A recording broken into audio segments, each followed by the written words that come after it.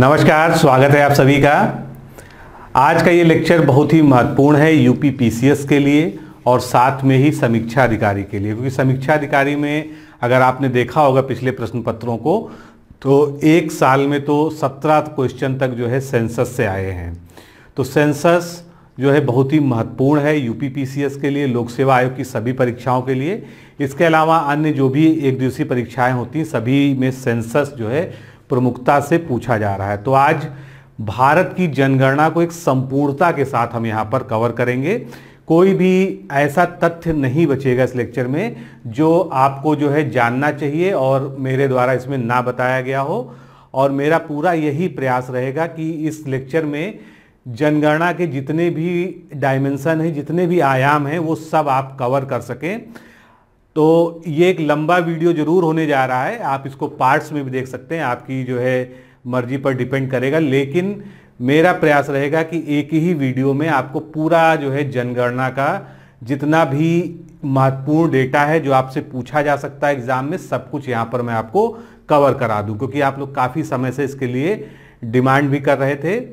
और आप लोग जानते हैं कि जनगणना को तैयार करना आसान नहीं होता है। 2011 के बाद जब 2013 में इसका आंकड़े आए थे तब से लेके आप लगातार हर एग्ज़ाम के लिए इसको जो है तैयार कर रहे हैं।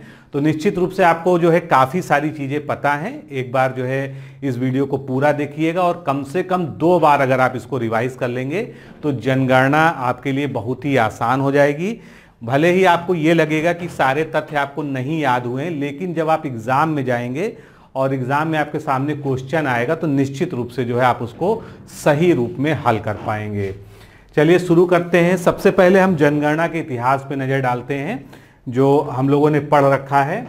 तो भारत में जो पहली जनगणना हुई थी 1872 ईस्वी में लॉर्ड मेयो के कार्यकाल में हुई थी, ये हम लोग सब जानते हैं।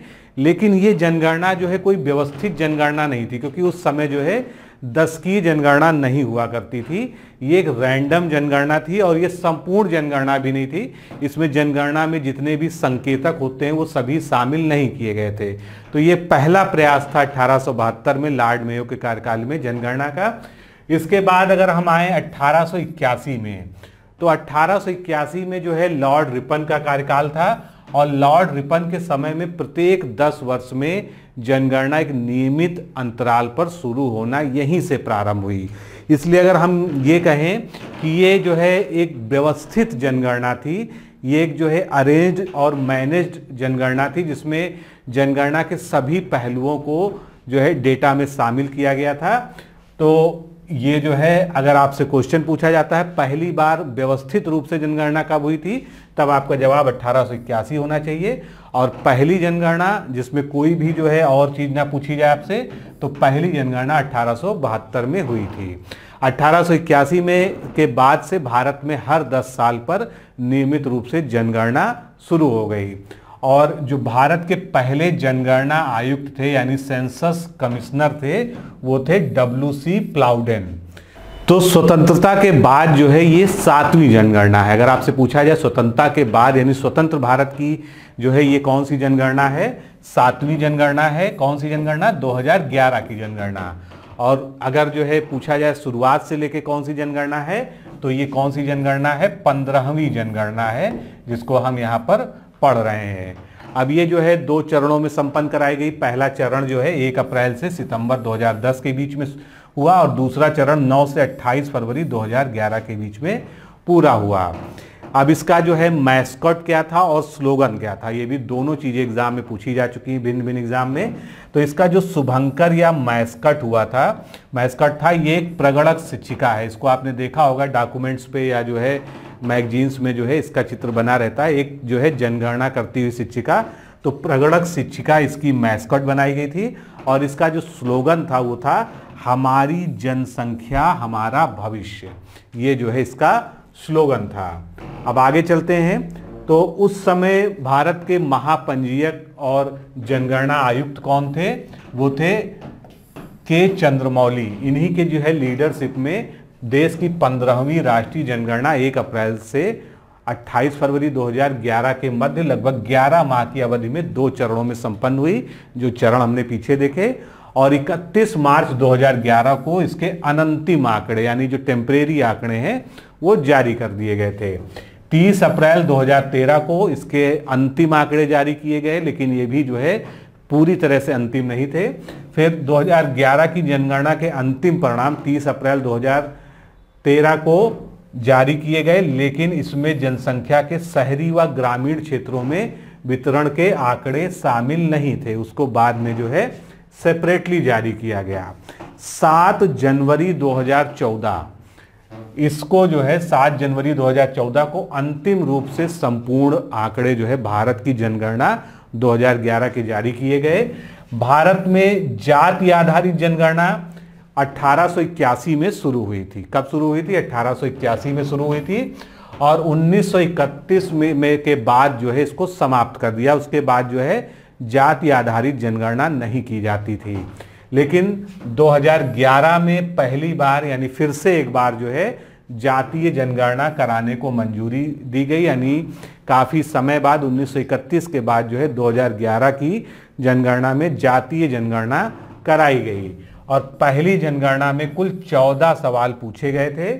उसके बाद 2011 की अगर जनगणना की बात करें तो इसमें कुल 29 सवाल पूछे गए थे। ये भी पूछा जा सकता है कि इसमें जो प्रश्नावली बनाई जाती है जनगणना में, जो घर घर जो है जनगणना के कार्यकर्ता जाते हैं, तो उसमें जो है पूरी एक जो है उनके पास जो है क्वेश्चनायर या जो है प्रश्नावली होती है, उसमें कितने क्वेश्चन हैं? तो 29 क्वेश्चन थे। अब वर्तमान स्थिति की बात करते हैं तो वर्तमान में जो है जनगणना आयुक्त हमारे कौन है? विवेक जोशी हैं और इनके नेतृत्व में जो है 16वीं जनगणना, जिसको जनगणना 2021 कहा जाएगा, उसका कार्य चल रहा है। लेकिन थोड़ा सा लॉकडाउन और इन सब वजह से वो रुक गया है, नहीं तो 30 सितंबर तक जो है ये कार्य पूरा करने का लक्ष्य रखा गया था। जनगणना 2011 के तहत देश के सभी 35 राज्यों, संघीय क्षेत्रों, जो उस समय की स्थिति थी, 640 जिलों, 5,924 तहसीलों, तालुकों और 7,935 नगर, जिनको टाउन कहते हैं। उसके अलावा गांव कितने थे? 6,40,867 गांवों को कवर किया गया था। ये जो है तत्कालीन स्थिति थी जब 2011 की जनगणना होनी थी। 2001 से 11 का जो दशक है यानी 10 साल का जो अंतराल है, इसमें भारत की जनसंख्या में लगभग 182 मिलियन जो है जनगणना या जो है लोगों की वृद्धि हुई। इसको अभी हम पूरा आगे डिटेल में देखेंगे। फिर 2001 से 11 का जो दशक है उसमें अपवाद स्वरूप 1911 और 21 को अगर हम छोड़ दें तो 2001 से 11 का जो दशक है वो ऐसा पहला दशक है जब जनसंख्या में कुल वृद्धि पिछले दशक से कम हुई है, क्योंकि इसके पहले क्या ट्रेंड था? लगातार दशकीय वृद्धि हर साल जो है बढ़ रही थी। और इसका एक अपवाद है 1911 से 1921, जिसको 1921 की जनगणना कहते हैं, जिसको महाविभाजक वर्ष भी कहा जाता है। ये क्वेश्चन आपसे पूछा जा चुका है। तो महाविभाजक वर्ष था, वहां पर पहली बार जो है जनगणना में बहुत ही तेज गिरावट देखी गई थी। उसके बाद से कभी भी जनगणना जो वृद्धि दर है उसमें गिरावट दर्ज नहीं की गई। भी आगे इसको हम चार्ट में देखेंगे। 1210.1 मिलियन के स्तर पर भारत की जनसंख्या संयुक्त राज्य अमेरिका, इंडोनेशिया, ब्राजील, पाकिस्तान और बांग्लादेश एवं जापान की संयुक्त जनसंख्या, यानी इन सारे देशों की अगर हम जनसंख्या को जोड़ दें तब भी जो है ये हमारे बराबर आके बैठते हैं। इन सबकी जो संयुक्त जनसंख्या होगी वो कितनी होगी? 1214.3 मिलियन होगी और भारत की अकेली जनसंख्या जो है 1210.1 मिलियन है। यानी अगर ये 5-6 बड़े बड़े देशों को जोड़ दिया जाए तब भी जो है ये हमारी जनसंख्या के लगभग बराबर होते हैं। यानी भारत की जनसंख्या जो कहा जाता है दुनिया में दूसरे नंबर की है, तो जो है सबसे ज़्यादा जनसंख्या वाले देशों में भारत का दूसरा स्थान है। अब यहीं पर 2021 की जनगणना के कुछ जो है महत्वपूर्ण बिंदुओं को देख लेते हैं। वर्ष 2021 की जो जनगणना होगी वो 16वीं जनगणना होगी, क्योंकि 2011 वाली 15वीं थी। और इस बार जनगणना आयुक्त कौन है? श्री विवेक जोशी हैं। 2021 की जनगणना का स्लोगन क्या है? जन भागीदारी से जन कल्याण। ये मोस्ट प्रोबेबल क्वेश्चन है जो 2021 की जनगणना से आपसे कभी भी किसी भी एग्जाम में पूछा जा सकता है। तो इसका स्लोगन याद रखिएगा, जन भागीदारी से जन कल्याण। और वर्ष 2021 की जनगणना में कुल 31 प्रश्न पूछे जाएंगे, पिछली बार 29 पूछे गए थे। इसके बाद 2021 की जनगणना जो है पहली बार डिजिटली और इलेक्ट्रॉनिक तरीके से कराई जा रही है। तो ये जो है डिजिटल और इलेक्ट्रॉनिक रूप से संपन्न हो रही है, जिससे डाटा जो है जल्दी से जल्दी जो है कलेक्ट हो सके। अब आगे बढ़ने से पहले, क्योंकि अभी हम एक एक जो है संकेतक, जितने भी इंडिकेटर्स हैं सेंसस के, उनको हम इंडिविजुअली लेंगे, लेकिन सबसे पहले हम पूरे भारत का जो है एक परिदृश्य समझते हैं, क्योंकि मोस्ट जो क्वेश्चंस होते हैं वो आपके इसी टेबल से जो है निकलते हैं। अभी मैं आपको बताता हूं कि कैसे कैसे जो है इससे क्वेश्चंस बनेंगे और किस किस तरह से आपसे पूछे गए हैं अब तक। तो यहाँ पर 2001 और 2011 की जनगणना का हम कंपैरिजन करेंगे और इनमें क्या अंतर है, क्योंकि ज़्यादातर जो है ये अंतर पूछा जाता है। जब 2021 के डेटा आ जाएगा तब भी जो है आपको 2011 की जनगणना से उसके अंतर को हमेशा ध्यान रखना होगा। तो फिलहाल अभी हम 2001 की जनगणना और 2011 की जनगणना का आपस में कंपैरिजन देखेंगे और क्या बढ़ा क्या घटा, कितना बढ़ा कितना घटा, इसको हम समझेंगे। तो कुल जनसंख्या ये आप जानते हैं, एब्सोल्यूट नंबर आपको दिया हुआ है, 1 अरब 2 करोड़ लगभग थी जो है 2011 में, जो 1 अरब 21 करोड़ हो गई समथिंग, आप देख सकते हैं पूरी फिगर जो है। और ये अंतर जो आया वो 18 करोड़ का अंतर आया लगभग में। तो 18 करोड़ 21 लाख 17,541 जो है जनसंख्या भारत की बढ़ गई 2011 में। उसके बाद अगर हम इसको अलग अलग करें पुरुष जनसंख्या और महिला जनसंख्या में, तो पुरुष जनसंख्या को सीधे सीधे हम प्रतिशतता के रूप में देख लेते हैं। 51.73% पुरुष जनसंख्या थी कब, 2001 की, और ये थोड़ा सा कम होके कितनी हो गई, 51.47% हो गई 2011 में। और जो एब्सोल्यूट नंबर्स हैं ये आपके सामने दिया हुआ 53,22,23,090 और ये बढ़कर 62,32,70,258 हो गई। तो इस तरह से लगभग 9 करोड़ जो है जनसंख्या पुरुषों की बढ़ गई देश में। और प्रतिशतता में लेकिन अगर हम देखेंगे तो उसमें कमी आई है। क्यों कमी आई है अभी आपको स्पष्ट हो जाएगा। महिला जनसंख्या की बात करें, महिला जनसंख्या जो है लगभग आप देखें तो 50 करोड़ थी और ये हो गई 58 करोड़ और ये बढ़ के कितनी हो गई जो है 9 करोड़ जो है टोटल वृद्धि हो गई अगर हम मोटे तौर पे देखें। लेकिन प्रतिशतता अगर देखें हम इसकी तो 48.27% था जो है और इसमें बढ़ोतरी हुई है 48.53% जो है महिला जनसंख्या भारत की बढ़ गई। इसके बाद 10 की वृद्धि का क्या ट्रेंड रहा प्रतिशतता में, तो जनगणना 2001 जो थी उसमें 10 की वृद्धि 21.54% थी। अभी हमने पीछे कहा ना कि पहली बार 10 की वृद्धि में गिरावट आई है 1921 की जनगणना के बाद, तो 21.54 से गिरकर कितना हो गई 10 की वृद्धि 17.7% जो है डेकेडल ग्रोथ हो गई। और इसमें गिरावट कितनी आ गई माइनस में यानी निगेटिव जो है, क्योंकि गिरावट की बात कर रहे हैं तो 3.48% की इसमें गिरावट दर्ज की गई। इसी तरह से अगर हम औसत वार्षिक घातांकीय वृद्धि दर, ये क्या है, जिस तरह से हमने 10 की वृद्धि बताया उसी तरह से अगर हम इसको जो है ईयर वाइज मतलब पर ईयर कितनी वृद्धि हो रही है जिसको हम वार्षिक वृद्धि दर कह सकते हैं जो है सरल शब्दों में, तो वार्षिक वृद्धि दर जो है जनगणना 2001 में 1.97% का औसत था, ये भी घटा और ये वार्षिक वृद्धि दर कितना हो गया 1.64% हो गया कब 2011 में, और इसमें गिरावट आई लगभग 0.33% की।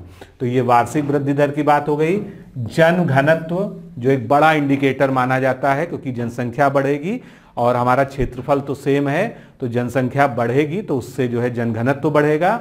तो 325 थी कब 2001 में और 2011 में कितनी हो गई 382 हो गई, सॉरी ये बढ़ गया तो 382 जो है बढ़ गया। और आपसे पूछा जा सकता है कितने अंक की बढ़ोतरी हुई है इसमें, तो इसमें जो है 57 पॉइंट की बढ़ोतरी हुई है 2001 से लेकर 2011 के मध्य। फिर सेक्स रेशियो या लिंगानुपात की बात करते हैं जो कि प्रति 1000 पुरुषों पे महिलाओं की संख्या होती है। तो 933 थी और ये बढ़कर हो गई 943। सीधे सीधे आप देख सकते हैं कितने की वृद्धि हो गई, 10 पॉइंट की वृद्धि हो गई इसमें, जो कि एक अच्छा संकेतक है। तो लिंगानुपात में वृद्धि हुई है 2001 के मुकाबले 2011 में, और इसका पॉइंट पूछा जाएगा तो आप बताएंगे कि 10 पॉइंट की वृद्धि हुई है सेक्स रेशियो में। उसके बाद 0 से 6 आयु वर्ग का लिंगानुपात अलग से भी कैलकुलेट किया जाता है। तो 0 से 6 आयु वर्ग यानी जो बाल लिंगानुपात जिसको हम कहते हैं, बाल लिंगानुपात 927 था, लेकिन ये गिर गया और ये गिरकर कितना हो गया, 919 हो गया 2011 में। तो कितने की गिरावट हो गई, ये प्रश्न बनता है। गिरावट हो गई आपकी 8 पॉइंट की, -8 लिखा हुआ है ना, तो 8 पॉइंट की जो है बाल लिंगानुपात में कमी आई 2001 से लेकर 2011 की जनगणना के मध्य। फिर साक्षरता दर, जो कि एक बहुत ही महत्वपूर्ण फैक्टर है इस जनगणना का। तो साक्षरता दर अगर हम प्रतिशतता में बात करेंगे तो कितनी थी, 64.83 थी 2001 में, और ये बढ़ के कितनी हो गई है, 73 हो गई है। आप लोग जो है जब नेट पे सर्च करते हैं तो सबसे पहले विकिपीडिया का रिजल्ट आता है 74%। फिर आप कमेंट करते हैं कि सर 74 है, आप तो 73 बता रहे हैं। तो विकिपीडिया को वह बहुत ऑथेंटिक सोर्स नहीं मानता हूँ, हमेशा जो है इसके लिए अच्छी किताबों का सहारा लिए। जनगणना के डेटा जो है बहुत ज़्यादा वेरिएबल हैं, और जितनी जगह, और खासकर आप ऑनलाइन मीडियम पे अगर जनगणना पढ़ेंगे तो आपको बहुत ज़्यादा वेरिएशन मिलेगा, काफ़ी गलत फैक्ट्स मिलेंगे, क्योंकि कई जगह अनंतिम जनगणना के आंकड़े पड़े हैं, उसको बाद में अपडेट नहीं किया गया है। जो साक्षरता दर आपको 74 दिखती है वो अनंतिम है, ना कि अंतिम है। अंतिम आंकड़ों में भारत की साक्षरता दर 73% है। और यहाँ पर अगर हम वृद्धि की बात करें तो वृद्धि जो है कितनी हो गई हमारी 2001 से 2011 के मध्य 8.2% की यहाँ पर वृद्धि दर्ज की गई है भारत की साक्षरता दर में। ये एक महत्वपूर्ण प्रश्न है जो आपसे पूछा जा सकता है। फिर आपसे पूछा जा सकता है कि ये बताइए कि पुरुषों की जो है साक्षरता दर ज़्यादा बढ़ी है या महिलाओं की साक्षरता दर ज़्यादा बढ़ी है। तो इसको जानने के लिए आपको पता होना चाहिए कि पुरुष साक्षरता दर और महिला साक्षरता दर कितना जो है इंडिविजुअली बढ़ा है। तो आगे देखते हैं। पुरुष साक्षरता दर जो है 2001 में 75.26% था, जो कि 80.9% हो गया। इसको हम अगर हम जो है मोटे तौर पे देखें तो 81 हम इसको लिख सकते हैं, लेकिन 80.9 आप याद रखिए। तो पुरुष में कितनी जो है बढ़ोतरी हुई साक्षरता दर में, 5.64% पुरुष साक्षरता दर बढ़ गई। फिर महिलाओं की बात करें तो महिलाओं ने बहुत तेजी से साक्षरता दर में जो है ग्रोथ की। ये बहुत अच्छा संकेतक है भारत के लिए। महिला साक्षरता दर कितनी कम थी देखिए आप, 53.67% थी और ये हो गई 64.6% 2011 में। यानी महिला की साक्षरता में जो वृद्धि हुई है वो 10.93%, जिसको हम मोटे तौर पे 11% भी कह सकते हैं। लगभग 11% यानी 10.93% महिला साक्षरता दर में वृद्धि हुई। तो आपके सवाल का यहाँ पर जवाब मिल गया कि साक्षरता दर तो बढ़ी, लेकिन उसमें महिला साक्षरता दर सर्वाधिक बढ़ी। लगभग 11% जो है महिला साक्षरता दर में वृद्धि हुई। तो इसको अगर आप समझ गए हैं तो आपका बेस तैयार हो गया है जनगणना को पढ़ने का, जनगणना को याद रखने का। ये जो है सबसे मूल डेटा था जो आपको पता होना चाहिए। अब आगे चलते हैं। भारत की जनगणना के अंतिम आंकड़ों के अनुसार भारत की कुल 121.08 करोड़ जनसंख्या में से 83.37 करोड़ जनसंख्या ग्रामीण क्षेत्रों में निवास करती है। यानी भारत की ग्रामीण जनसंख्या कितनी है, 83.37 करोड़। कुल 121 करोड़ जनसंख्या में लगभग 83.37 करोड़ जनसंख्या ग्रामीण क्षेत्रों में निवास करती है और 37.71 करोड़ शहरी क्षेत्रों में निवास करती है। तो प्रतिशतता की दृष्टि से अगर देखें तो भारत में ग्रामीण जनसंख्या की प्रतिशतता कितनी हो गई, 68.9% हो गई ग्रामीण जनसंख्या की प्रतिशतता। और वहीं पर शहरी क्षेत्र की प्रतिशतता कितनी हो गई, यानी भारत में नगरीय जनसंख्या की प्रतिशतता कितनी हो गई, 31.16%। अब यहाँ पर एक छोटा सा कंफ्यूजन आप लोग का और दूर करना चाहता हूँ।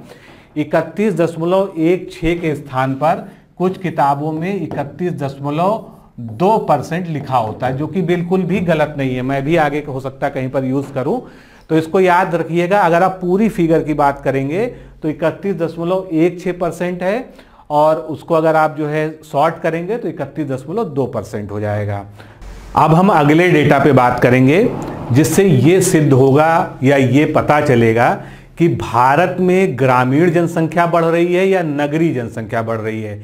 भारत किस ओर बढ़ रहा है, नगरीकरण की ओर बढ़ रहा है या उसमें जो है ग्रामीणीकरण की ओर बढ़ने की टेंडेंसी है। तो ये कैसे पता चलेगा, जब हम जो है इससे पूर्व की यानी 2001 की जनगणना की बात करेंगे। तो 2001 की जनगणना के अनुसार ग्रामीण जनसंख्या का प्रतिशत कितना है, 72.19% है। अब इसको हम कंपेयर करते हैं, कहां से कंपेयर करेंगे, तो ग्रामीण जनसंख्या कितनी थी, 68.9% थी, जिसको हम लगभग जो है 69% मान सकते हैं। और ये जो है उससे पहले कितनी थी, 72.19%। तो क्या हुआ, ग्रामीण जनसंख्या कम हुई, ग्रामीण जनसंख्या कम हुई। अब शहरी जनसंख्या की बात करें, 2001 में 27.81% जो है शहरी जनसंख्या थी।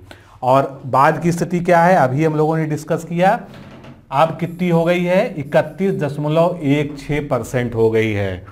तो वृद्धि हुई कि नहीं हुई, वृद्धि हुई। यानी भारत में जो है जनसंख्या वृद्धि की टेंडेंसी क्या है, भारत जो है नगरीकरण की ओर अग्रसर हो रहा है। भले ही स्लो हो रहा है, लेकिन नगरीकरण की टेंडेंसी भारत की जनसंख्या वृद्धि में दिख रही है, और ग्रामीण जनसंख्या में धीरे धीरे कमी आ रही है। इसका बहुत बड़ा कारण यह है कि जो गांव हैं उनसे कस्बे विकसित होते हैं, वो कस्बे आगे चल के सीधे सीधे सिटी बन जाते हैं। तो इस तरह से गांव का जो है अनुपात जनसंख्या का सिमट रहा है, और शहरीकरण की टेंडेंसी भारत में पनप रही है, बढ़ रही है। तो 2001 से 11 के दशक में देश में ग्रामीण जनसंख्या में 12.22% तथा शहरी जनसंख्या में 31.8% की वृद्धि दर्ज की गई है। अब यही वृद्धि है, ग्रामीण जनसंख्या में 12.22% की वृद्धि दर्ज हुई है, और शहरी जनसंख्या में ज्यादा वृद्धि दर्ज हुई है, 31.8% की वृद्धि हुई है। ये जनगणना में वृद्धि दर है, जो जनसंख्या के टर्म्स में है। आगे चलते हैं। अब अभी हमने जो है ग्रामीण शहरी में बांट के पढ़ा, उसको थोड़ा सा एक बार यहाँ और रिवाइज कर लेते हैं। तो भारत की जनगणना बार बार बताने की आवश्यकता नहीं है, 102.9 थी करोड़ में, और ये 121.05 करोड़ हो गई है, बढ़कर 2011 में। अंतर कितना आया, 18 करोड़ 15 लाख लगभग जो है भारत की जनसंख्या बढ़ गई 10 सालों में। ग्रामीण जनसंख्या और शहरी जनसंख्या, ग्रामीण जनसंख्या अभी हमने पीछे बात की, कितनी वृद्धि हुई ग्रामीण जनसंख्या में, 9.08 करोड़ की वृद्धि हुई, ये ग्रामीण जनसंख्या में हुई। और शहरी जनसंख्या में जो वृद्धि हुई वो कितनी हुई, 9.1 करोड़ की जो है वृद्धि शहरी जनसंख्या में दर्ज की गई। तो जो सबसे महत्वपूर्ण है, जो आपको बिल्कुल याद होना चाहिए, वो ये है कि भारत में ग्रामीण जनसंख्या की प्रतिशतता और भारत में ग्रामीण जनसंख्या, तो 83.37 करोड़ ये जो है भारत की ग्रामीण जनसंख्या है। प्रतिशतता में इसको व्यक्त करते हैं तो 68.84% हो जाएगा। फिर 37.71% जो है भारत की शहरी या नगरीय जनसंख्या है, और इसको हम अगर व्यक्त करेंगे तो 31.2% या 31.16%, दोनों तरीके से आप इसको लिख सकते हैं। यहीं पर थोड़ा सा उत्तर प्रदेश से कंपैरिजन कर लेते हैं। तो उत्तर प्रदेश में जो है ग्रामीण जनसंख्या कितनी है, 15.53 करोड़ है, जो कि प्रतिशतता के टर्म्स में कितनी है, 77.7% है। और भारत का जो है अभी हमने बात की। अब उत्तर प्रदेश में नगरीय जनसंख्या 4.44 करोड़ है, जो कि प्रतिशतता में 22.3% होती है। तो ये जो है उत्तर प्रदेश से भी कंपैरिजन इसका याद रखिएगा, क्योंकि अगर यूपी के टर्म्स में आ गया तो ये आपसे पूछा जा सकता है। तो अब हमने भारत की जनसंख्या का एक जो है पूरा ओवरऑल जो है देख लिया स्वरूप। अब हम एक एक इंडिकेटर को लेके आगे बढ़ेंगे। पहला इंडिकेटर है जनसंख्या। जनसंख्या के आधार पर हम बड़े राज्य और छोटे राज्यों को देखेंगे। तो भारत में सर्वाधिक जनसंख्या वाले 5 राज्य क्रमशः कौन कौन से हैं, ये आपको अच्छी तरह से पता है। उत्तर प्रदेश टॉप पर है, दूसरे नंबर पे महाराष्ट्र, तीसरे नंबर पे बिहार, फिर पश्चिम बंगाल और आंध्र प्रदेश। ये इसका क्रम हो गया। तो उत्तर प्रदेश, महाराष्ट्र, बिहार, पश्चिम बंगाल और आंध्र प्रदेश, ये इसका क्रम हो गया। न्यूनतम जनसंख्या भारत की कहां पर है? सिक्किम में है। सिक्किम के बाद मिजोरम, मिजोरम के बाद अरुणाचल प्रदेश। 3 याद रख लीजिए, सफिशियंट है। सिक्किम, मिजोरम, अरुणाचल प्रदेश।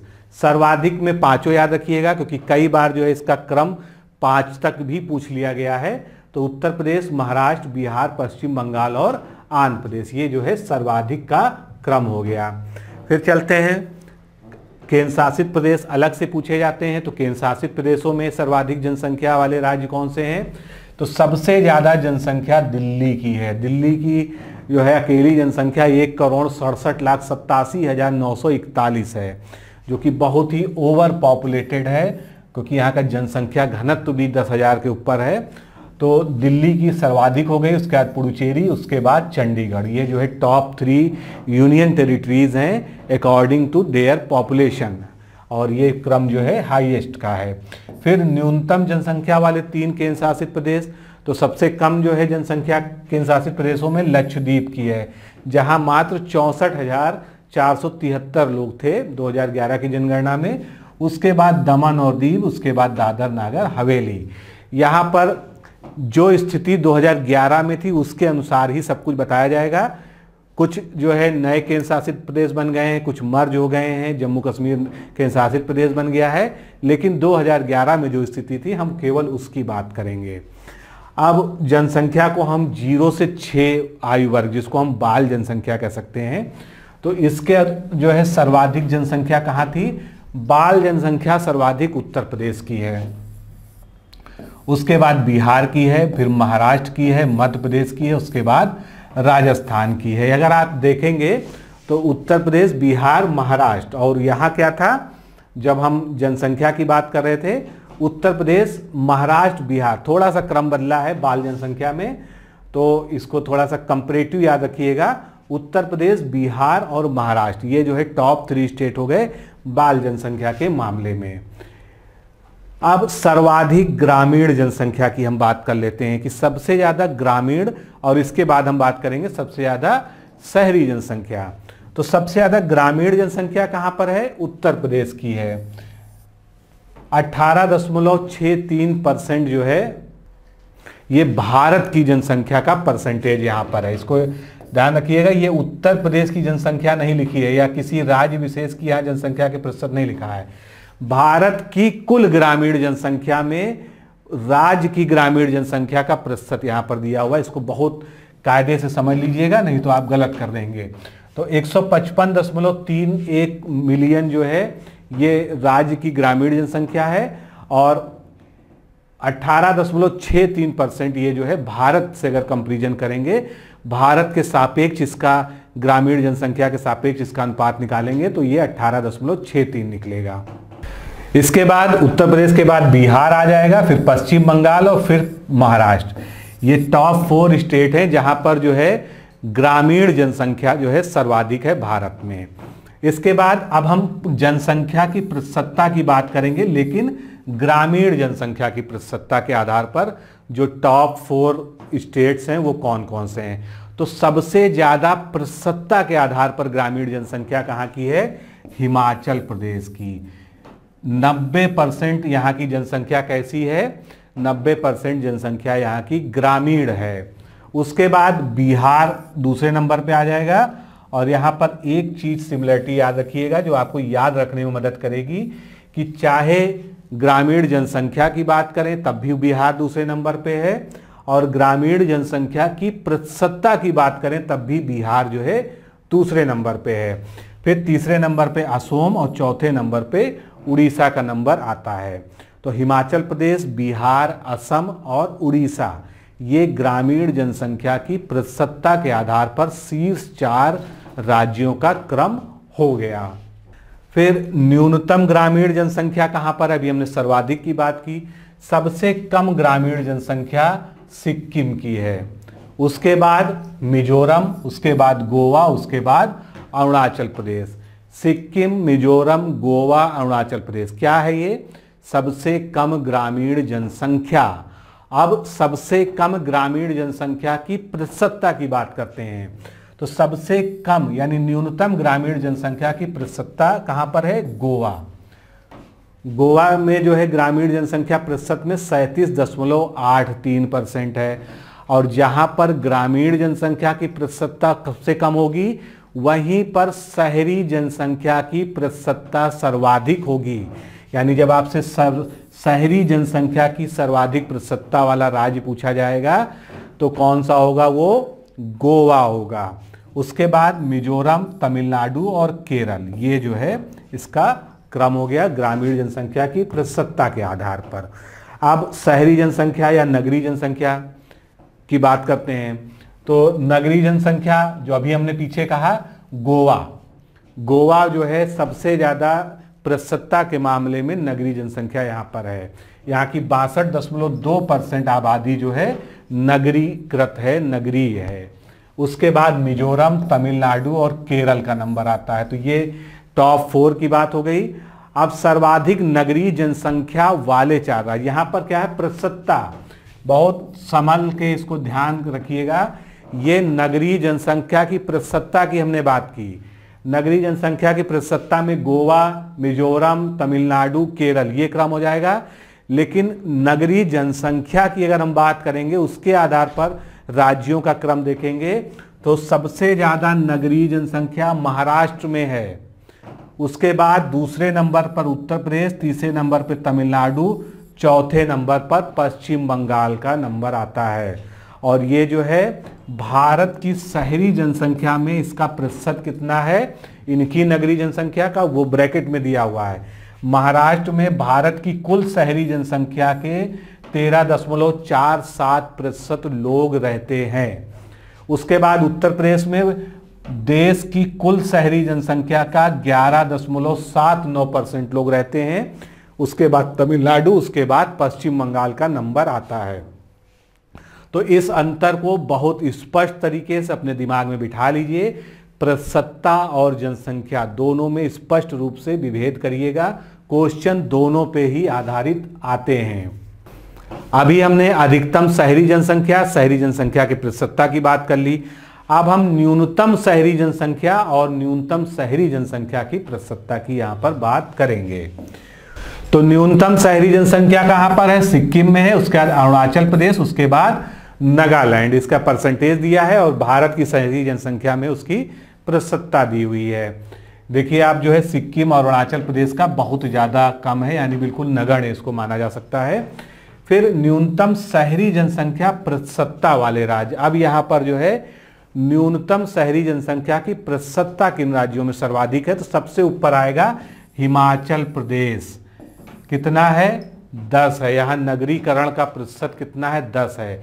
यानी भारत का न्यूनतम नगरीकृत राज्य कौन सा हो गया? हिमाचल प्रदेश, क्योंकि यहाँ पर ग्रामीण जनसंख्या जो है, ग्रामीण प्रतिशतता सर्वाधिक थी, 90% थी। तो नगरीकरण यहाँ का 10% हो जाएगा, उसमें से घटा देंगे। उसके बाद बिहार, असम, उड़ीसा और मेघालय का नंबर आता है। तो हिमाचल प्रदेश को आपको विशेष रूप से याद रखना है, यहाँ पर आपको सिक्किम को याद रखना है। अब हम केंद्र शासित प्रदेशों की भी बात कर लें शहरी जनसंख्या के मामले में। तो सर्वाधिक शहरी जनसंख्या जो केंद्र शासित प्रदेश की है वो किसमें है? दिल्ली में है। दिल्ली जो है मोस्टली जो है जनसंख्या जो है वहाँ पर केंद्र शासित प्रदेश भी है और मोस्टली जनसंख्या जो है नगरी ही है। कितनी है? 97.5% जो है, यानी लगभग 2.5% लोग ही वहाँ पर ग्रामीण जनसंख्या वहाँ पर है। दूसरे नंबर पर चंडीगढ़, तीसरे नंबर पर पुडुचेरी। ये जो है यूटीज हैं, यानी यूनियन टेरिटरीज, केंद्र शासित प्रदेश, जहाँ पर सर्वाधिक जो है शहरी जनसंख्या है।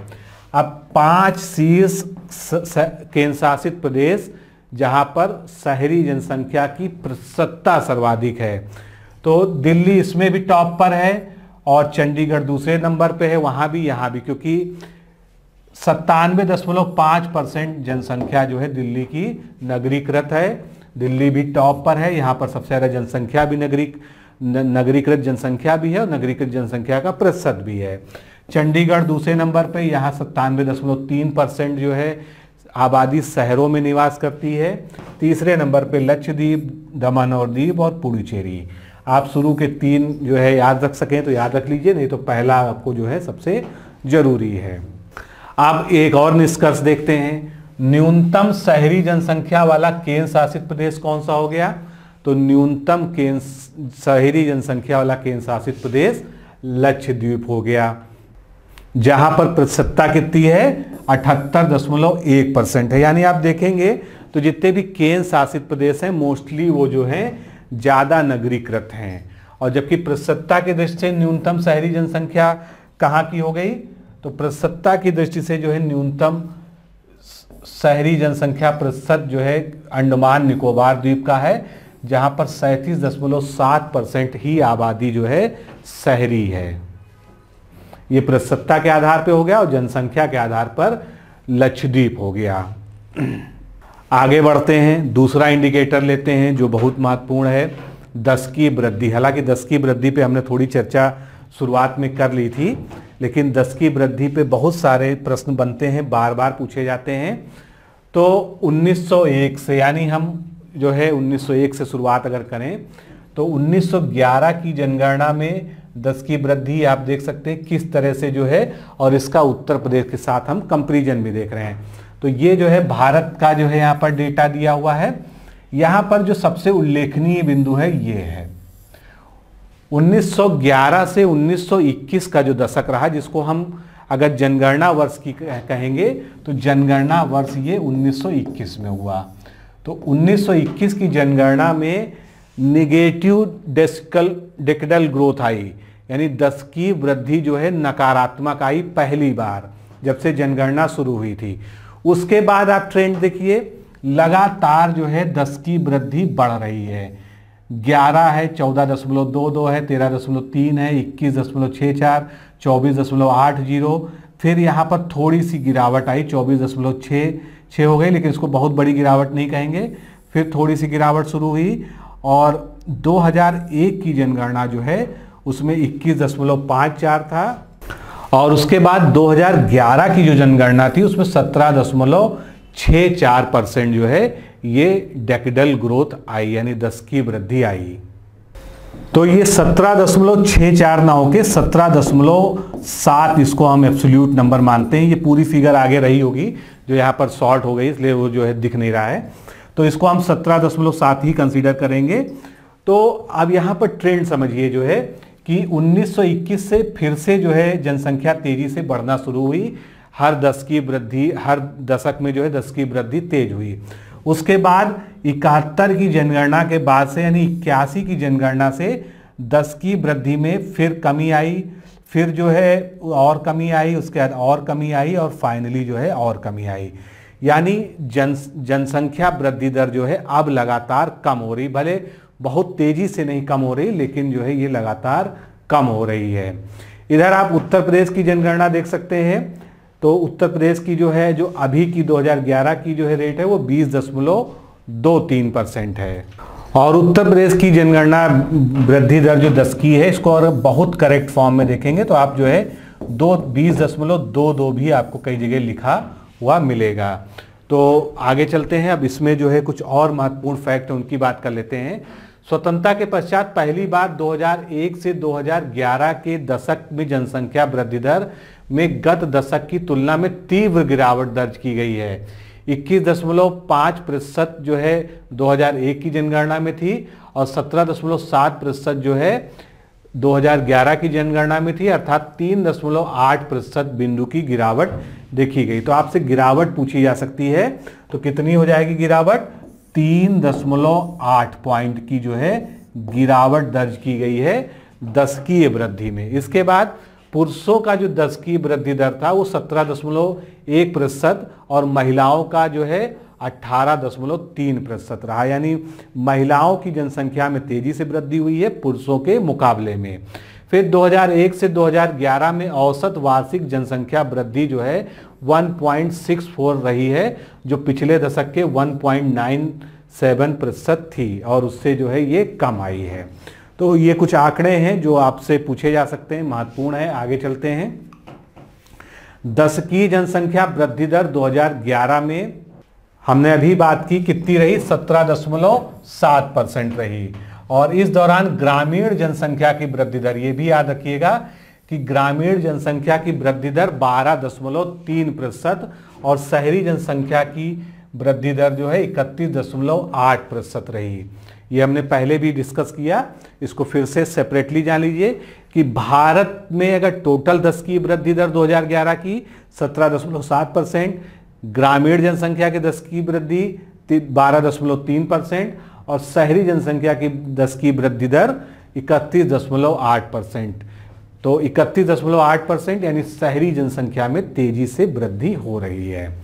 ये आपके सामने फिगर है, इसको आप फिर से देख सकते हैं। तो भारत में 21.5 2001 में था, 17.7 हो गया। गिरावट कितने की आ गई? 3.8 अंकों की आ गई, जो आपसे प्रश्न पूछा जा सकता है। ग्रामीण जनसंख्या में क्या अंतर आया? 18.1% की वृद्धि दर थी, जो कि घट के हो गई 12.3% वृद्धि दर। और इसमें गिरावट कितनी आ गई? 5.8 पॉइंट की गिरावट आ गई। फिर शहरी वृद्धि दर जो है जनसंख्या की, ये 10 की वृद्धि दर की बात हो रही है, 31.5 थी जो है किसमें? 2001 में। वो बढ़कर जो है कितनी हो गई? 31.8 हो गई। यानी बढ़ोतरी कितनी हुई? मामूली हुई, लेकिन बढ़त पे है। तो ये बढ़त कितनी हुई? 0.3%, या 3 अंक, सॉरी यहाँ प्रतिशत नहीं कहेंगे, 3 अंकों की यहाँ पर वृद्धि हुई। अब 10 की वृद्धि दर में ही आगे चलते हैं। तो 0 से 6 वर्ष आयु वर्ग की जनसंख्या जो है भारत में 164.5 मिलियन, जिसको हम परसेंट में देखेंगे तो लगभग 13.59% जो है बाल जनसंख्या है, जो कि 2001 के 0.7 मिलियन से काफी अधिक है। 0 से 6 आयु वर्ग में 2001 से 2011 के दौरान मामूली वृद्धि दर्ज की गई है, और ये 10 की वृद्धि जो हुई है 2001 से 11 में बाल जनसंख्या में वो कितनी है? वृद्धि 0.4% की जो है वृद्धि दर्ज की गई है। अब सर्वाधिक 10 की वृद्धि दर वाले राज्यों की बात कर लेते हैं, जिनसे डायरेक्ट क्वेश्चन पूछा जाता है।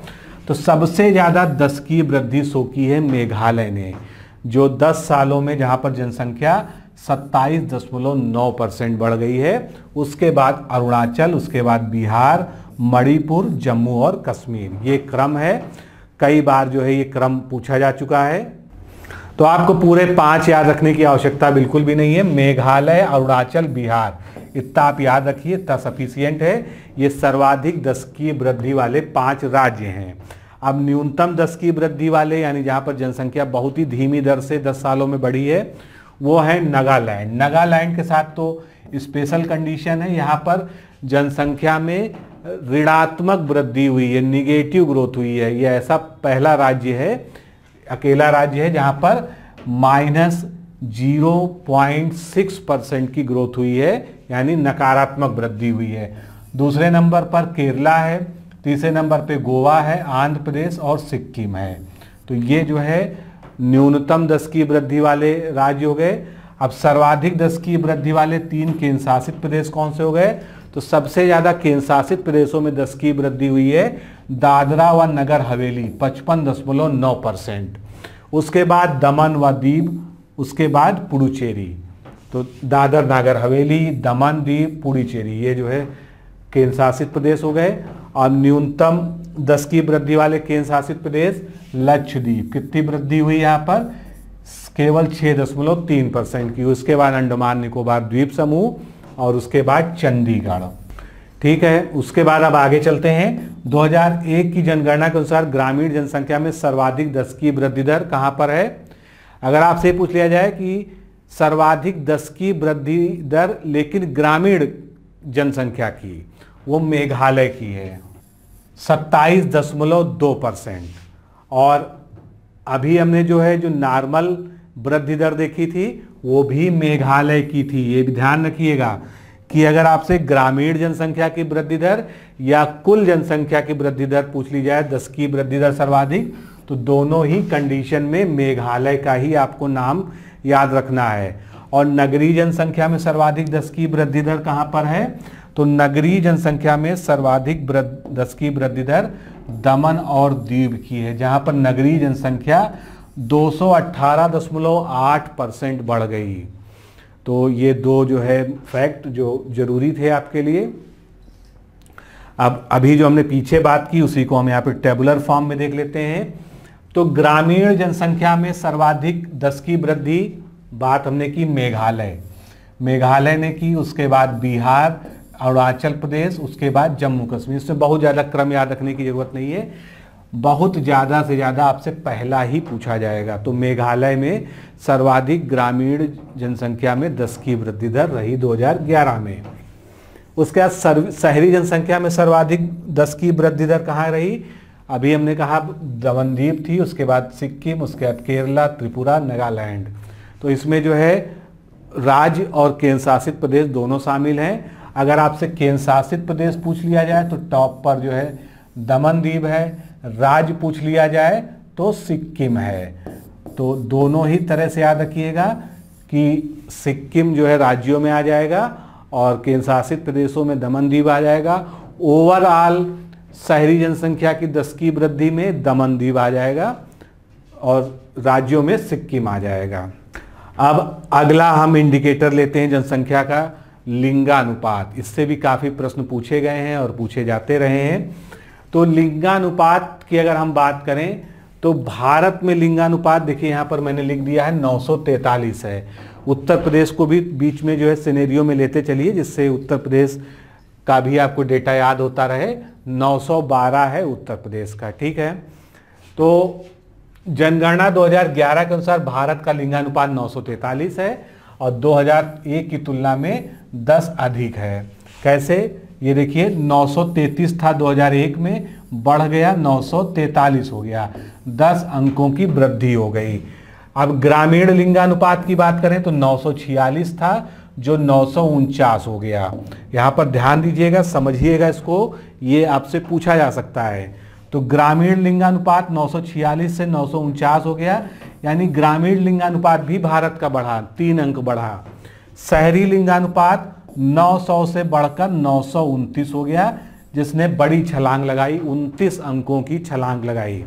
तो आपसे प्रश्न अगर पूछा जाए कि ग्रामीण जनसंख्या का लिंगानुपात ज़्यादा बढ़ा है या शहरी का 2001 की कंपैरिजन में, तो आपको बताना होगा शहरी जनसंख्या का लिंगानुपात ज़्यादा बढ़ा है। 29 पॉइंट की वृद्धि हुई है, 29 अंकों की उसमें वृद्धि हुई है, 900 से बढ़कर 929 हो गया। तो 3 डेटा जो सबसे जरूरी हैं, 943 भारत का कुल लिंगानुपात, औसत लिंगानुपात, ग्रामीण लिंगानुपात 949 और 929 हो गया आपका शहरी लिंगानुपात। आगे चलते हैं। अगला महत्वपूर्ण पॉइंट क्या है कि चाहे हम ग्रामीण लिंगानुपात की बात करें चाहे शहरी लिंगानुपात की बात करें, तो ग्रामीण और शहरी दोनों ही लिंगानुपात के दृष्टि से केरल का स्थान पूरे देश में पहला है। यहाँ पर ग्रामीण लिंगानुपात 1078 है और शहरी लिंगानुपात 1091 है, और दोनों ही मामले में देश में जो है ये पहले नंबर पे है।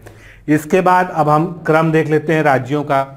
तो सर्वाधिक लिंगानुपात वाले 5 राज्य, इसको आपको पांचों याद रखना पड़ेगा क्योंकि कई बार जो है इसमें 5वें क्रम तक के क्वेश्चन आए हैं जो कि बहुत ही महत्वपूर्ण है। केरल टॉप पर, तमिलनाडु दूसरे नंबर पर, आंध्र प्रदेश तीसरे नंबर पर, छत्तीसगढ़ चौथे नंबर पर और मेघालय 5वें नंबर पर। केरल, तमिलनाडु, आंध्र प्रदेश, छत्तीसगढ़ और मेघालय। मणिपुर पूर्वोत्तर के 7 राज्यों में सर्वाधिक लिंगानुपात वाला राज्य है। अगर आपसे कभी ऐसा प्रश्न पूछ लिया जाए कि पूर्वोत्तर के जो 7 राज्य हैं जिसको 7 सिस्टर स्टेट्स कहते हैं, उनमें सबसे ज़्यादा सेक्स रेशियो किस राज्य का है, तो मणिपुर का है। मणिपुर का जो है कितना है, 985 है। तो केरल, तमिलनाडु, आंध्र प्रदेश, छत्तीसगढ़, मेघालय, ये जो है टॉप 5 स्टेट्स हैं सेक्स रेशियो में। न्यूनतम लिंगानुपात वाले 5 राज्य, तो सबसे कम हरियाणा का है, ये हम लोग अच्छी तरह से जानते हैं, कई बार ये प्रश्न आया है। हरियाणा, दूसरे नंबर पे जम्मू, तीसरे नंबर पर सिक्किम, चौथे नंबर पर पंजाब और 5वें नंबर पर उत्तर प्रदेश। उत्तर प्रदेश का 912 है और प्लेस 5th है, ये भी यूपी के लिहाज से स्पेशली इम्पॉर्टेंट है। तो हरियाणा, जम्मू कश्मीर, सिक्किम, पंजाब और उत्तर प्रदेश। आगे बढ़ते हैं, केंद्र शासित प्रदेशों में लिंगानुपात की स्थिति को देख लेते हैं। पुडुचेरी सर्वाधिक लिंगानुपात है केंद्र शासित प्रदेशों में। लक्षद्वीप दूसरे नंबर पे है 947 और अंडमान व निकोबार द्वीप समूह 876 तीसरे नंबर पे। न्यूनतम लिंगानुपात पूछा जा चुका है एक बार, कहाँ का है? 618, कहाँ का? दमन द्वीप का। तो दमन द्वीप में जो है केंद्र शासित प्रदेशों के मामले में न्यूनतम है, दादर नागर हवेली और उसके बाद चंडीगढ़। ये स्थिति है केंद्र शासित प्रदेशों की लिंगानुपात के मामले में। अब ग्रामीण और शहरी लिंगानुपात, इसकी जो है हम चर्चा कर चुके हैं, लेकिन यहाँ पर जो है राज्यों के बारे में देख लेते हैं। तो न्यूनतम शहरी लिंगानुपात कहाँ का है? जम्मू कश्मीर का है। ये प्रश्न पूछा जा चुका है। शहरी लिंगानुपात न्यूनतम जम्मू कश्मीर का है और न्यूनतम ग्रामीण लिंगानुपात कहाँ का है? हरियाणा का है। और दोनों मामले में अधिकतम कौन सा है? केरल है, जो हमने अभी बात की थी कि केरल में ग्रामीण और शहरी दोनों ही लिंगानुपात सर्वाधिक है। लेकिन न्यूनतम को आपको अलग अलग याद रखना पड़ेगा। न्यूनतम कहाँ का है? न्यूनतम जम्मू कश्मीर का है शहरी में और न्यूनतम ग्रामीण लिंगानुपात है हरियाणा का।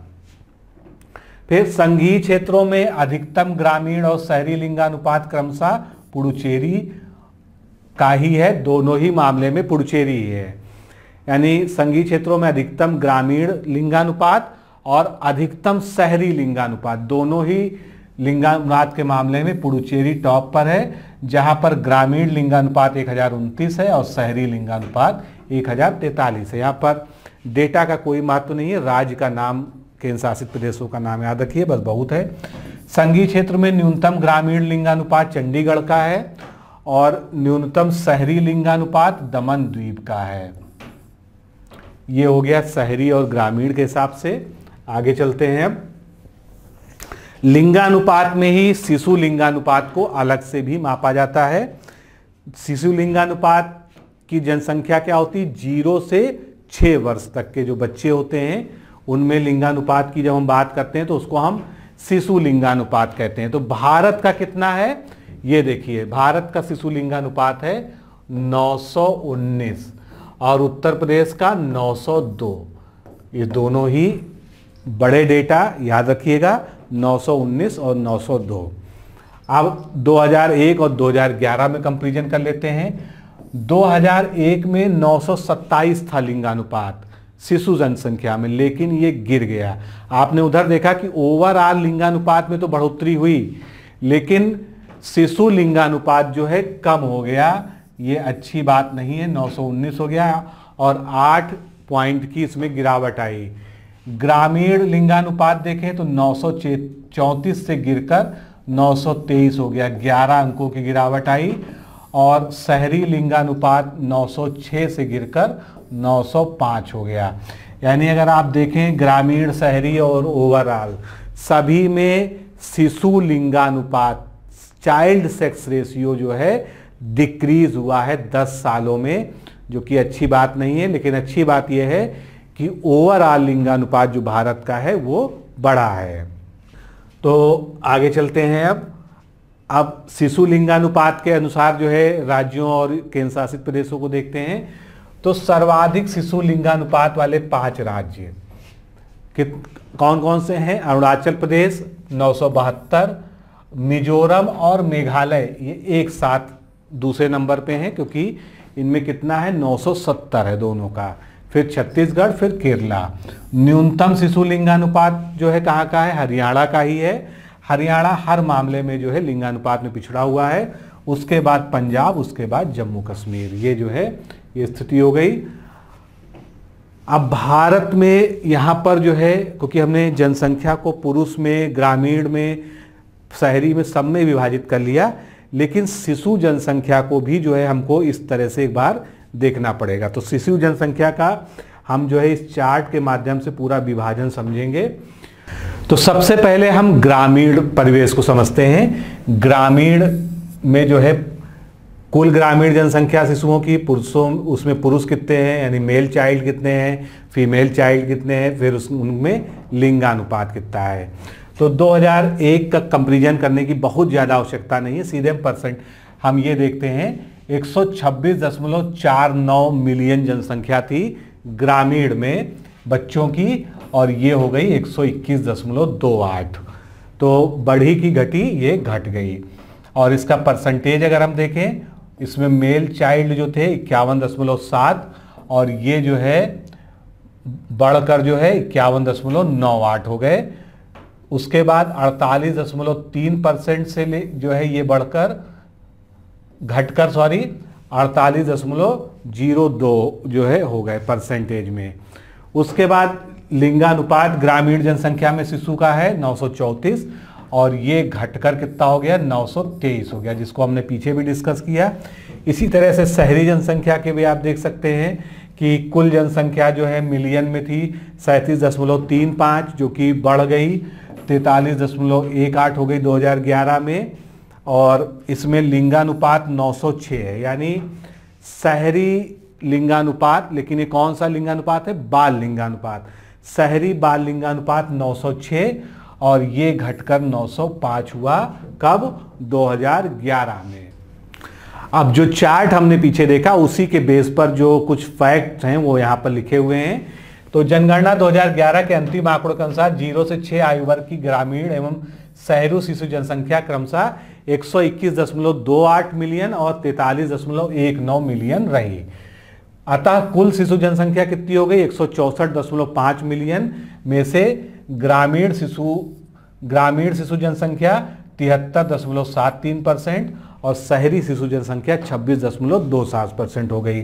फिर 2001 की तुलना में 2011 में जहां ग्रामीण शिशु जनसंख्या में 5.21 मिलियन की कमी आई है, वहीं 2001 से 11 में शहरी शिशु जनसंख्या में 5.83 मिलियन की वृद्धि भी दर्ज की गई है, जिसको हमने पिछले चार्ट में देखा था।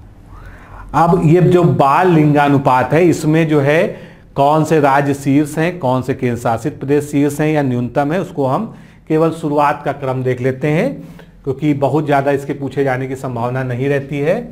तो सबसे पहले हम जो है सर्वाधिक की बात करते हैं। सर्वाधिक जो है लिंगानुपात ग्रामीण क्षेत्र में जो है कहाँ का था, मेघालय और छत्तीसगढ़, जिसका जो है 972 है, और नगरीय में किसका है, नागालैंड का है। उसके बाद केंद्र शासित प्रदेश में ग्रामीण में सर्वाधिक अंडमान निकोबार द्वीप समूह का है, और नगरीय में पुडुचेरी का है। इसी प्रकार न्यूनतम की बात करें तो न्यूनतम हमने भी बात की थी, हरियाणा में जो है बाल लिंगानुपात ये ग्रामीण क्षेत्र का हो गया, और न्यूनतम बाल लिंगानुपात ग्रामीण क्षेत्र में दिल्ली में हो गया, केंद्र शासित प्रदेश में। राज्यों में नगरीय जो है बाल लिंगानुपात कहाँ का सबसे कम है, वो जो है 829 है, हरियाणा का ही है, और केंद्र शासित प्रदेश में न्यूनतम है 867 चंडीगढ़ का। तो बस इतना ही जो है सफिशिएंट, इसमें दूसरा तीसरा चौथा जो है क्रम याद रखने की आवश्यकता बिल्कुल नहीं है। शिशु जनसंख्या में लिंगानुपात पे ही कुछ और महत्वपूर्ण फैक्ट। सर्वाधिक ग्रामीण एवं शहरी शिशु जनसंख्या वाला राज्य कौन सा है, उत्तर प्रदेश है। यहाँ पर ग्रामीण शिशु जनसंख्या और शहरी शिशु संख्या दोनों ही जो है सर्वाधिक हैं। सर्वाधिक ग्रामीण एवं शहरी शिशु जनसंख्या वाला केंद्र शासित प्रदेश दिल्ली है। न्यूनतम ग्रामीण एवं शहरी शिशु जनसंख्या वाला राज्य सिक्किम है, और न्यूनतम ग्रामीण एवं शहरी शिशु जनसंख्या वाला केंद्र शासित प्रदेश लक्षद्वीप है। तो सर्वाधिक ग्रामीण एवं शहरी शिशु जनसंख्या कहां पर है, राज्यों में उत्तर प्रदेश में है, और केंद्र शासित प्रदेश में दिल्ली में है। न्यूनतम ग्रामीण एवं शहरी शिशु जनसंख्या वाला राज्य सिक्किम है, और केंद्र शासित प्रदेश की बात करें तो लक्षद्वीप है। ये 4 पॉइंट यहाँ पर इससे संबंधित हैं। अब जो लिंगानुपात की हमने टेबल देखी थी उसको यहाँ पर एक बार और देख लीजिए। सर्वाधिक शहरी शिशु लिंगानुपात वाला राज्य कौन सा है? नागालैंड है। सर्वाधिक शहरी शिशु लिंगानुपात वाला केंद्र शासित प्रदेश पुडुचेरी है।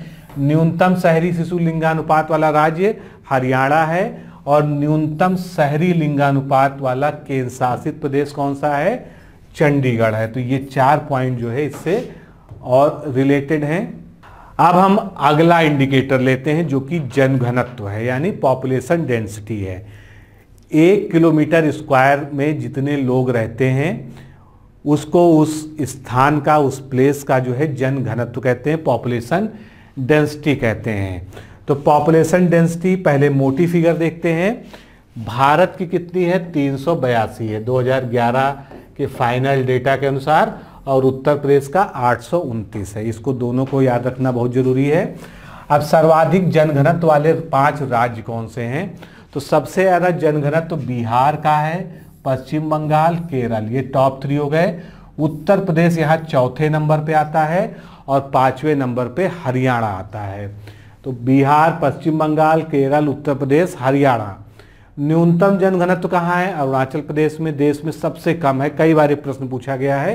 केवल 17 लोग यहाँ पर 1 स्क्वायर किलोमीटर में रहते हैं, जो कि पूरे भारत में न्यूनतम है। मिजोरम, सिक्किम, नागालैंड और हिमाचल प्रदेश, ये इसके बाद का क्रम हो गया। सबसे ज़्यादा जनघनत्व केंद्र शासित प्रदेश में जो मैंने बात की थी, दिल्ली बहुत ही हाईली डेंस्ड पॉपुलेटेड है। 11,320 पर्सन्स पर स्क्वायर किलोमीटर यहाँ पर रहते हैं, जो कि यहाँ की पॉपुलेशन डेंसिटी है। उसके बाद चंडीगढ़, उसके बाद पुडुचेरी। न्यूनतम जनघनत्व वाले 3 केंद्र शासित प्रदेश कौन से हैं? तो सबसे कम है अंडमान निकोबार का, जहां 46 लोग रहते हैं 1 स्क्वायर किलोमीटर में। उसके बाद दादर नागर हवेली, फिर लक्षद्वीप का नंबर आता है। तो ये जो है केंद्र शासित प्रदेश हो गए जनघनत्व के अनुसार। अब बहुत ही महत्वपूर्ण इंडिकेटर साक्षरता दर। साक्षरता दर से बहुत ज़्यादा प्रश्न आते हैं। तो साक्षरता दर भारत की कितनी है? 73% है, हमने शुरू में ही चर्चा की थी जो है। और उत्तर प्रदेश की कितनी है? 67.7 है। तो 2 तो आपको बिल्कुल कायदे से याद होना चाहिए कि आप पूछते ही बता पाएं। भारत की 73 और उत्तर प्रदेश की 67.7% है। अब साक्षरता में किस तरह से जो है बढ़ा है, घटा है, ग्रामीण में और शहरी में, इसको हम देखते हैं। तो भारत की साक्षरता जो थी वो 2001 में 64.8% थी, जो कि बढ़कर 73% हो गई। कितने अंकों की वृद्धि हुई? 8.2 अंकों की वृद्धि हुई भारत की साक्षरता दर में 10 सालों में। फिर ग्रामीण साक्षरता दर कितनी थी 2001 में?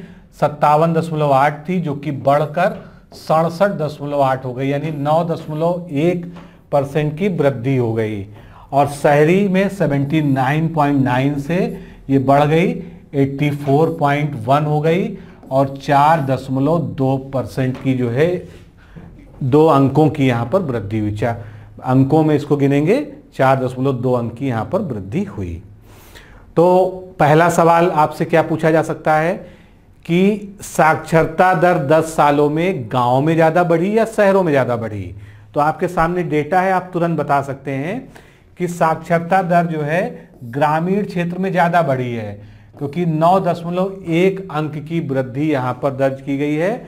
शहरी क्षेत्र में साक्षरता पहले से ही अच्छी थी, फिर भी वहाँ पर बढ़ोतरी हुई, 4.2 अंक की वहाँ पर बढ़ोतरी हुई, और ओवरऑल 8.2 अंक की यहाँ पर बढ़त दर्ज की गई। इसके बाद साक्षरता को जो है दूसरे आयाम से देखते हैं। पुरुष साक्षरता की बात करते हैं हम पहले। तो पुरुष साक्षरता और वो ग्रामीण शहरी दोनों हिसाब से 2001 में पुरुष साक्षरता दर भारत में कितनी थी? 75.3 थी, और ये बढ़ के कितनी हो गई? 80.9 हो गई। यानी साक्षरता दर पुरुष भी बढ़ी, कितनी बढ़ी? 5.6 अंक की इसमें बढ़ोतरी दर्ज की गई। ग्रामीण साक्षरता दर जो है 2001 में कितनी थी पुरुषों की? ये सभी पुरुषों की ही बात हो रही है, यहाँ पर ओवरऑल साक्षरता की बात नहीं हो रही है, ध्यान रखिएगा। तो पुरुष साक्षरता ग्रामीण में 70.7 थी, ये बढ़कर जो है 77.2% हो गई, और ये वृद्धि हुई 6.5 अंक की। शहरी क्षेत्रों में 2001 में पुरुष साक्षरता दर थी 86.3 और बढ़कर ये हो गई 88.8, 2.5 अंकों की यहाँ पर बढ़त हो गई। तो इस तरह से देखें, पुरुष साक्षरता में भी ग्रामीण क्षेत्र में ही ज़्यादा वृद्धि हुई है। ग्रामीण क्षेत्र में 6.5 अंकों की बढ़ोतरी हुई है पुरुष साक्षरता दर में। आगे चलते हैं, महिला साक्षरता दर इसी प्रकार से देखते हैं। तो महिला साक्षरता दर पहले भारत में 53.7 थी, जो कि बढ़कर 64.6 हो गई। हमने पहले भी बात की थी कि महिलाओं की साक्षरता दर में बहुत ही सकारात्मक ग्रोथ हुई है, 10.9 अंकों की ग्रोथ हुई, जिसको हम 11 अंक भी कह सकते हैं मोटे तौर पे। अब इसको ग्रामीण में बात करते हैं। तो ग्रामीण में 46.1 से बढ़कर महिला साक्षरता दर 57.9 हो गई और यहाँ पर भी अच्छी छलांग लगाई, यानी ग्रामीण क्षेत्र में महिलाएं ज़्यादा शिक्षित हुई, वहाँ पर दर ज़्यादा रही, 11.8 की जो है वहाँ पर बढ़त रही।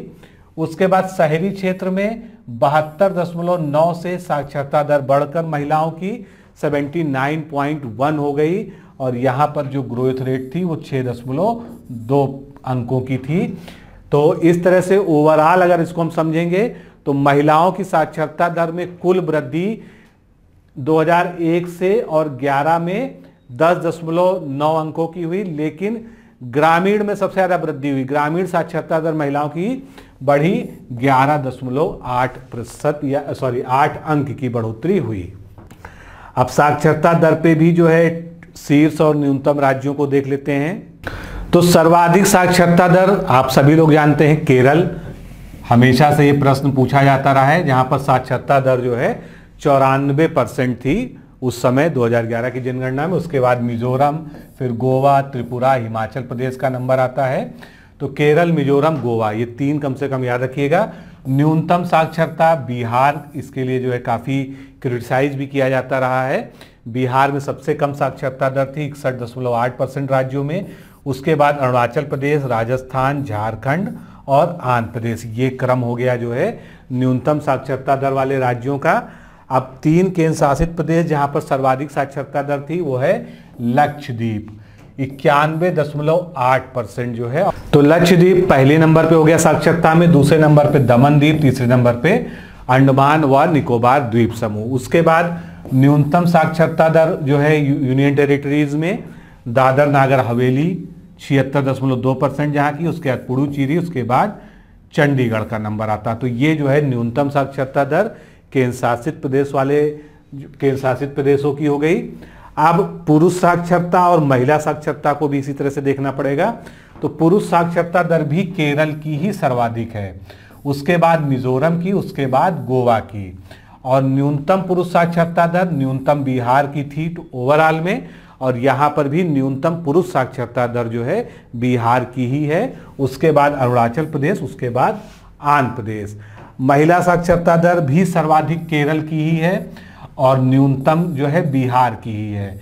तो इस तरह से साक्षरता में जो है कोई पहले नंबर पे जो है कोई बदलाव आपको नहीं दिखेगा। उसके बाद मिजोरम और गोवा, और न्यूनतम महिला साक्षरता दर में बिहार, राजस्थान और झारखंड, ये क्रम हो गया।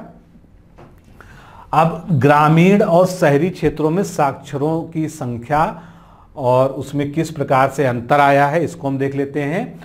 तो ये मिलियन में दिया हुआ है। 2001 में पूरे भारत में 560.75 लोग जो है मिलियन लोग साक्षर थे, जो बहुत बढ़ा और कितना हो गया 763.49 मिलियन लोग साक्षर हो गए 2011 में। और ये जो बढ़ोतरी हुई वो 202.7 मिलियन लोगों की हुई, यानी लगभग 20 करोड़ लोग भारत में साक्षर और हो गए। उसके बाद ग्रामीण साक्षरता में 361.92 था ये आंकड़ा, जो कि काफ़ी बढ़ा, 482 हो गया, और 120.7 मिलियन जनसंख्या जो है ग्रामीण साक्षरता में बढ़ गई। इसी प्रकार शहरी में जो है 81.97 मिलियन जनसंख्या जो है शहरी क्षेत्रों में 2001 से लेकर 2011 के मध्य जो है साक्षर हो गई। तो ये एब्सोल्यूट जनसंख्या की बात हो गई। अब देश में सर्वाधिक साक्षर, अभी हमने प्रतिशतता की बात की जितनी भी की कि साक्षरता दर कितनी है, न्यूनतम अधिकतम, लेकिन सर्वाधिक साक्षर लोगों की जनसंख्या कहाँ पर है? वो कहाँ पर है? महाराष्ट्र में है। यानी सबसे ज़्यादा साक्षर जनसंख्या, शहरी साक्षर जनसंख्या, सॉरी, यहाँ पर शहरी साक्षर जनसंख्या महाराष्ट्र में है। और सबसे ज़्यादा ग्रामीण जो है साक्षर जनसंख्या कहाँ की है? ये उत्तर प्रदेश की है। तो शहरी साक्षरों की संख्या महाराष्ट्र और ग्रामीण साक्षरों की संख्या उत्तर प्रदेश में।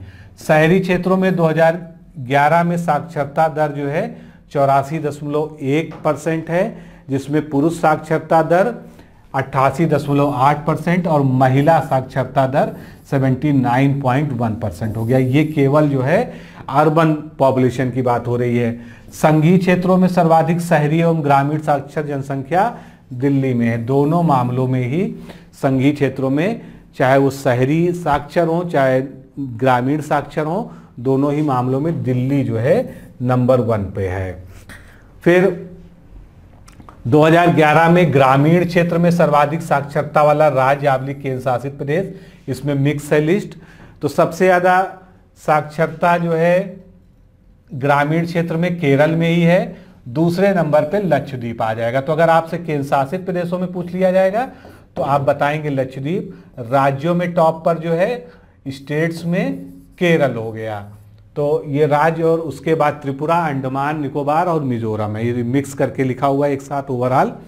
2011 में शहरी क्षेत्र में सर्वाधिक साक्षरता वाले केंद्र शासित प्रदेश और राज्य क्रमशः, तो सबसे टॉप पर मिजोरम है, दूसरे नंबर पर केरल है, तीसरे नंबर पे त्रिपुरा है। तो तीनों ये तो स्टेट हो गए।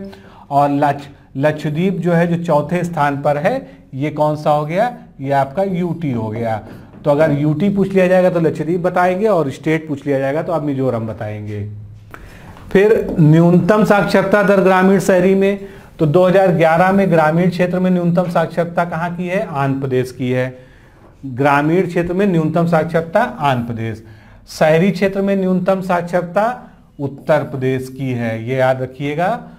और उसके बाद जम्मू कश्मीर है। उत्तर प्रदेश में शहरी क्षेत्र में साक्षरता कितनी है? 77.01%।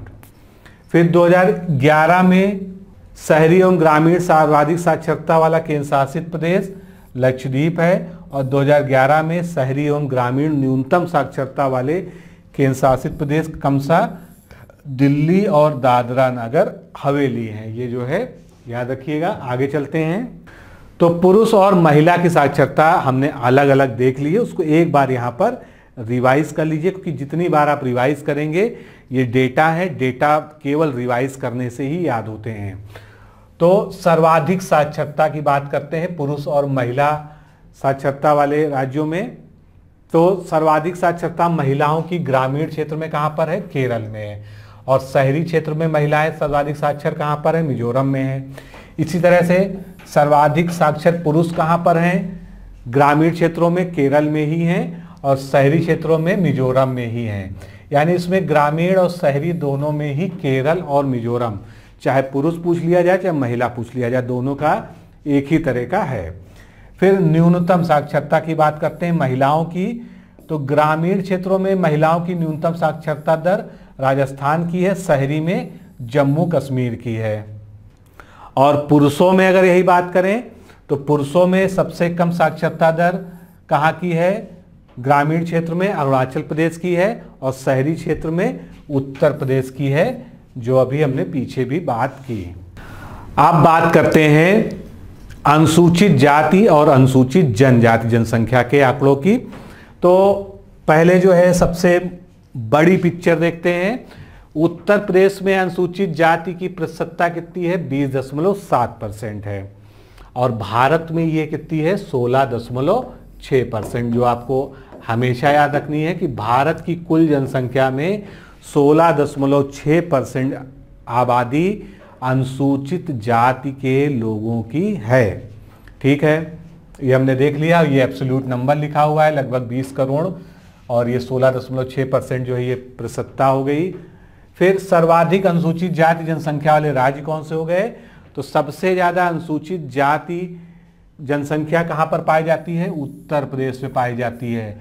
जहां पर 4,13,57,608 जो है अनुसूचित जाति के लोग रहते हैं। उसके बाद पश्चिम बंगाल, बिहार, तमिलनाडु, आंध्र प्रदेश, ये क्रम हो गया। अब सामान्य जनसंख्या में अनुसूचित जाति के लोगों की प्रतिशतता की बात करते हैं। तो प्रतिशतता के मामले में पंजाब में सबसे ज़्यादा प्रतिशतता है, 31.9% वहाँ की टोटल आबादी में जो है अनुसूचित जाति के यानी शेड्यूल्ड कास्ट के लोग रहते हैं। उसके बाद हिमाचल, पश्चिम बंगाल, उत्तर प्रदेश में ये आंकड़ा कितना है 20.7, जिसका हमने यहाँ भी जिक्र किया है, देखिए लिखा हुआ है। और 5वें नंबर पे हरियाणा है।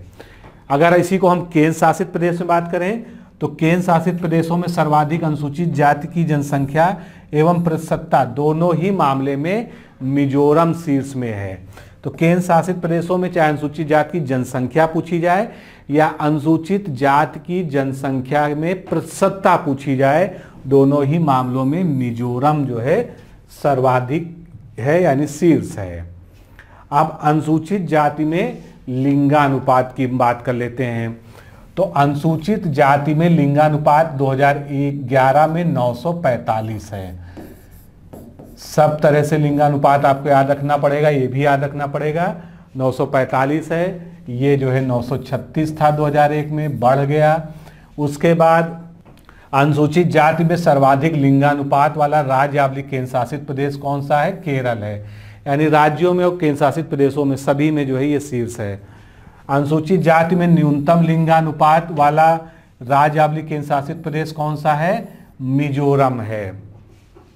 तो ये लिंगानुपात हो गया अनुसूचित जातियों में, जिसमें सर्वाधिक केरल है, न्यूनतम मिजोरम है। और ये ओवरऑल है, मतलब इसमें यूनियन टेरिटरीज और स्टेट्स दोनों ही शामिल हैं। फिर अनुसूचित जनजाति की बात करते हैं। तो पहले बड़ा डेटा जो आपको बहुत याद रखना है, हमेशा याद रखना है, भारत में 8.6% जो है टोटल आबादी में अनुसूचित जनजाति यानी शेड्यूल्ड ट्राइब जो है निवास करती हैं। और उत्तर प्रदेश में ये बहुत कम है, पूरी जनजाति में जनजातियां जो है 0.6% ही हैं मात्र। तो ये एब्सोल्यूट फिगर भी हो गई अनुसूचित जनजाति की, लगभग 10,42,81,034 और ये देश की कुल जनसंख्या का 8.6% हो गया। अनुसूचित जनजाति की कुल जनसंख्या में 50.26% पुरुष हैं और 49.47% महिलाएं हैं। तो आप देख सकते हैं अनुसूचित जाति में जो है जो लिंगानुपात है उसका जो है बैलेंस अच्छा दिख रहा है, 50%, और इसको भी हम लगभग 50% मान सकते हैं, यानी लगभग 50% जो है पुरुष और महिलाएं हैं। तो भारत में सर्वाधिक अनुसूचित जनजाति जनसंख्या कहां पर है? ये मध्य प्रदेश में है। और मध्य प्रदेश में अनुसूचित जनजाति जो है कितनी जनसंख्या है? 1,53,16,784, यानी काफ़ी ज़्यादा है, नंबर आपको याद रखने की जरूरत नहीं है। और ये जो पूरी राज्य की जनसंख्या है वहाँ का 21.1% है, यानी सबसे ज़्यादा जनजातीय आबादी वहाँ पर निवास करती है। अब अनुसूचित जनजातियों में जो है राज्यों का क्रम देखें, मध्य प्रदेश जो अभी हमने डिस्कस किया, दूसरे नंबर पे महाराष्ट्र, तीसरे नंबर पे उड़ीसा, चौथे नंबर पे राजस्थान, पांचवें नंबर पे गुजरात। तो मध्य प्रदेश, महाराष्ट्र और उड़ीसा, ये आपको शुरू का 3 याद रखना है। सर्वाधिक अनुसूचित जनजाति जनसंख्या वाला केंद्र शासित प्रदेश कौन सा है? दादरा एवं नगर हवेली है। पुडुचेरी, दिल्ली, चंडीगढ़, हरियाणा और पंजाब, ये ऐसे राज्य या केंद्र शासित प्रदेश दोनों ही इसमें शामिल हैं चूंकि, तो ये ऐसे राज्य केंद्र शासित प्रदेश हैं जिनमें अनुसूचित जनजाति पाई ही नहीं जाती है। पुडुचेरी, दिल्ली, चंडीगढ़, हरियाणा और पंजाब। आगे बढ़ते हैं, सर्वाधिक अनुसूचित जनजाति की प्रतिशतता वाले राज्य। तो सर्वाधिक अनुसूचित जनजाति की प्रतिशतता कहां पर है? लक्षद्वीप है, यानी 94.8% वहां प्रतिशतता है, जो कि बहुत हाई है। मिजोरम, उसके बाद नागालैंड, उसके बाद मेघालय, उसके बाद अरुणाचल प्रदेश। तो लक्षद्वीप, मिजोरम, नागालैंड, ये शीर्ष 3 क्रम याद रखिएगा। अब अनुसूचित जनजाति में भी लिंगानुपात की बात कर लेते हैं। तो लिंगानुपात 2011 में कितना है? 990 है, ये आपको याद रखना है। और ये 978 था, 2001 में बढ़ गया है। तो अनुसूचित जनजाति में सर्वाधिक लिंगानुपात वाला राज्य / केंद्र शासित प्रदेश, यानी दोनों में ही टॉप पर है ओवरऑल गोवा है। गोवा में सर्वाधिक अनुसूचित जनजातियों में लिंगानुपात है, और अनुसूचित जनजाति में न्यूनतम लिंगानुपात वाला राज्य / केंद्र शासित प्रदेश कौन सा है? जम्मू कश्मीर है, जहां पर 924 था। तो ये कुछ फैक्ट हो गए जो अनुसूचित जनजाति के संबंध में आपसे पूछे जा सकते हैं। अब अगला महत्वपूर्ण सेगमेंट हमारे सामने क्या है? धर्म आधारित जनसंख्या। धर्म आधारित जनगणना पहली बार इसमें कराई गई, उसके आंकड़े सार्वजनिक किए गए। तो एक बार क्विक इसको देख लेते हैं, इससे क्वेश्चन बहुत ज़्यादा नहीं बनते हैं, लेकिन जो बनते हैं उसको यहाँ पर डिस्कस कर लेते हैं। तो सबसे ज़्यादा हिंदू धर्म को मानने वाले लोगों की आबादी है। इधर उत्तर प्रदेश के आंकड़े लिखे हैं, ध्यान रखिएगा, ये भारत के लिखे हुए हैं। तो ये जो क्रम है ये भारत के हिसाब से लगा हुआ है। हिंदू, उसके बाद मुस्लिम, उसके बाद ईसाई, सिख, फिर बौद्ध, फिर जैन, उसके बाद अन्य। अन्य में जो है कई सारे और धर्म हैं, जिसमें पारसी और वो सब आ जाते हैं। और बाकी जो है यहाँ पर आप देख रहे हैं 0.2% लिखा हुआ है। इसका अर्थ है कुछ लोग ऐसे भी हैं जिन्होंने अपना धर्म नहीं बताया, वो अपने धर्म का प्रगटीकरण नहीं करना चाहते थे, उन्होंने अपने धर्म के बारे में कोई जानकारी नहीं दी। तो ये सब मिला जुला के अन्य में आ जाएंगे। तो क्रम महत्वपूर्ण है। परसेंटेज तो आप चाहे याद रखें या नहीं याद रखें, 79.80% लगभग हिंदू धर्म के लोग हैं, मुस्लिम धर्म के लोग लगभग 14.23% हैं। तो हिंदू, मुस्लिम, ईसाई, उसके बाद सिख और बौद्ध, फिर जैन। और उत्तर प्रदेश में थोड़ा सा जो है कहानी बदल जाती है। उत्तर प्रदेश में हिंदू, मुस्लिम, उसके बाद सिख आ जाता है तीसरे नंबर पर, ये जो है तीसरे नंबर पर आ जाता है। फिर उसके बाद जो है चौथे नंबर पर ईसाई आ जाता है। उसके बाद जो है बाकी जो है फिर जैन, उसके बाद बौद्ध। तो यहाँ पर जो है भारत का क्रम और उत्तर प्रदेश का क्रम अलग अलग आप जो है नोट कर लीजिएगा। अब इस धर्म आधारित जनगणना से कुछ तथ्य हैं जो आपसे पूछे जा सकते हैं, क्योंकि जो पहली बार इस तरह का प्रयोग हुआ है। तो 25 अगस्त 2015 को महापंजीयक और जनगणना आयुक्त ने धर्म आधारित जनगणना यानी population bye religious communities of census 2011 पर आंकड़े जारी किए थे। यानी सबसे आखिरी में ये आंकड़े जारी हुए थे। इसमें कुल जनसंख्या को 6 प्रमुख धार्मिक समुदायों अर्थात हिंदू, मुस्लिम, ईसाई, सिख, बौद्ध और जैन, तो ये जो है समुदाय हो गए हिंदू, मुस्लिम, ईसाई, सिख, बौद्ध, जैन, 6 तो बड़े समुदाय हो गए। उसके अलावा अन्य धर्म हो गए, उसके अलावा धर्म नहीं बताया, एक कैटेगरी ये हो गई। तो इस तरह से लगभग 8 कैटेगरीज में इनको बांटा गया। और वर्ष 2011 की जनगणना के आंकड़ों के अनुसार हिंदुओं की कुल जनसंख्या 96 करोड़ 63 लाख है, जो कि जनसंख्या का 79.8% है, जैसा कि हमने यहाँ पर देखा। फिर 2001 से 2011 के बीच में देश में हिंदुओं की जनसंख्या की वृद्धि दर कितनी रही? 16.8% रही। यानी ये हम कह सकते हैं कि ये 10 की वृद्धि दर रही। इसी प्रकार मुस्लिम लोगों की जनसंख्या कितनी है? 17 करोड़ 22 लाख है, जो कि कुल जनसंख्या का 14.2% है, जो हमने चार्ट में देखा था। 2001 से 11 के बीच में मुस्लिम जनसंख्या में 24.6% की वृद्धि हुई है। ईसाइयों की कुल जनसंख्या 2 करोड़ 78 लाख है, जो कि कुल जनसंख्या का 2.3% है। और 2001 से 2011 के बीच में ईसाई जनसंख्या में वृद्धि हुई है 15.5%। सिखों की कुल जनसंख्या 2 करोड़ 8 लाख है, जो कि कुल जनसंख्या का 1.7% है। और इसमें 10 की वृद्धि जो हुई है वो 8.4% है। तो यहाँ पर अगर एक सवाल आपसे पूछा जाए कि 10 की वृद्धि के आधार पे कौन से धार्मिक समूह की सर्वाधिक वृद्धि हुई है 2011 में, तो वो जवाब आपका होगा मुस्लिम धर्म का, क्योंकि यहाँ पर आप देख सकते हैं 24.6% की जो है वृद्धि दर रही है। इसी प्रकार से बौद्ध धर्म को भी देख लेते हैं। तो बौद्ध धर्म की जो जनगणना है, जनसंख्या है, वो 10.84 करोड़ है, जो कि कुल जनसंख्या का 10.7% है। और 2001 से 2011 के बीच में 6.1% की इसमें वृद्धि हुई है।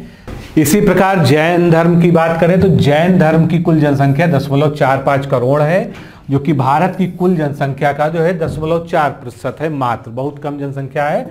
2001 से 2011 के बीच में अगर 10 की वृद्धि हुई है तो वो 5.4% की हुई है। और अन्य धर्मों और धारणाओं यानी ORPs वाले लोगों की कुल जनसंख्या जो है 0.79 करोड़ है, जो कुल जनसंख्या का 0.7% है। और धर्म नहीं बताया तो ऐसे जो है लोगों की कुल जनसंख्या जो है 0.29 करोड़ थी, जो कुल जनसंख्या का 0.2% था। तो ये जो है डेटा है। कभी कभी कुछ चीज़ें हमको ऐसी भी जाननी चाहिए जो भले एग्जाम में ना आए, लेकिन वो हमारे ज्ञान के लिए जो है जरूरी हैं। अब थोड़ा सा गिरावट और देख लेते हैं कहाँ पर कितनी गिरावट आई है। तो वर्ष 2011 की जो कुल जनसंख्या है उसमें हिंदू जनसंख्या का अनुपात, यहाँ पे अनुपात की बात हो रही है, तो अनुपात में कितनी गिरावट आ गई है 0.7% अंकों की, जिसको हम परसेंटेज पॉइंट कहते हैं। यानी कुल धर्मों के सापेक्ष जो उसका रेशियो था, उस रेशियो में कितनी कमी आ गई है, तो 0.7% अंक की कमी आ गई है। वहीं पर सिखों की बात करें तो सिखों में जो है परसेंटेज पॉइंट कितना कम हुआ है 0.2, बौद्धों में 0.1% अंक की गिरावट हुई है। और 2001 से 11 के बीच में मुस्लिम धर्म में जो है वृद्धि हुई है, परसेंटेज पॉइंट में वो कितनी हुई 0.8% अंक जो है बढ़े हैं। अब थोड़ा सा जो है ये भी देख लेते हैं कि कहाँ पर किन राज्यों में धर्म आधारित जनगणना के आधार पर कहाँ पर किन की जनसंख्या ज़्यादा है, धार्मिक जनगणना। तो शीर्ष 4 हिंदू बहुल जनसंख्या कहाँ पर है, तो सबसे ज़्यादा जो है हिमाचल प्रदेश में है, उसके बाद दादरा नगर हवेली में है, उसके बाद उड़ीसा में है, उसके बाद छत्तीसगढ़ में। इसमें यूटी और स्टेट दोनों ही शामिल हैं। न्यूनतम 4 हिंदू जनसंख्या ऑब्लिक राज्य ऑब्लिक केंद्र शासित प्रदेश में मिजोरम हो गया सबसे कम, जहां पर केवल 2.75% ही हिंदू आबादी है। उसके बाद लक्षद्वीप, उसके बाद नागालैंड, उसके बाद मेघालय। इसके इसी तरह से मुस्लिम जनसंख्या को देख लेते हैं तो न्यूनतम मुस्लिम जनसंख्या कहाँ पर है, मिजोरम में है, सिक्किम दूसरे नंबर पे है, पंजाब जो है यहाँ पर तीसरे नंबर पे है। और ईसाई धर्म की जनसंख्या शीर्ष कहाँ पर है, सबसे ज़्यादा नागालैंड में है। उसके बाद दूसरे नंबर पे मिजोरम, तीसरे नंबर पर मेघालय, चौथे नंबर पे मणिपुर, 5वें नंबर पर अरुणाचल प्रदेश आता है। ईसाई धर्म की जनसंख्या जो न्यूनतम है वो कहाँ पर है, बिहार में है, उसके बाद राजस्थान में है, और हिमाचल व उत्तर प्रदेश का एक ही आंकड़ा है 0.18% यहाँ पर। तो ये जो है न्यूनतम ईसाई जनसंख्या वाले राज्य हो गए। इसके बाद जो है अब धार्मिक लिंगानुपात भी निकाला गया जनगणना में कि किस धर्म समुदाय का, किस धार्मिक समुदाय में लिंगानुपात का क्या मामला है। तो सबसे ज़्यादा लिंगानुपात निकला ईसाई धर्म में, जो कि 2011 में 1023 है, और ये जो है 2001 से इसका कंपेरिजन आप कर सकते हैं, वैसे विशेष आवश्यकता नहीं है। बौद्ध धर्म में 965, जैन धर्म में लिंगानुपात 954 और मुस्लिम धर्म में जो है 951। तो इस तरह से ये 4 शीर्ष का क्रम हो गया धार्मिक समुदाय के आधार पर लिंगानुपात का। और सबसे जरूरी आप याद रखिए कि ईसाई धर्म में जो है सर्वाधिक लिंगानुपात है भारत में धार्मिक समुदाय में। अब अंतिम पॉइंट ले लेते हैं, स्लम यानी मलिन बस्तियों की जनगणना। यहाँ क्योंकि स्लम भी जो है एक अलग से जो है एरिया काउंट होता है।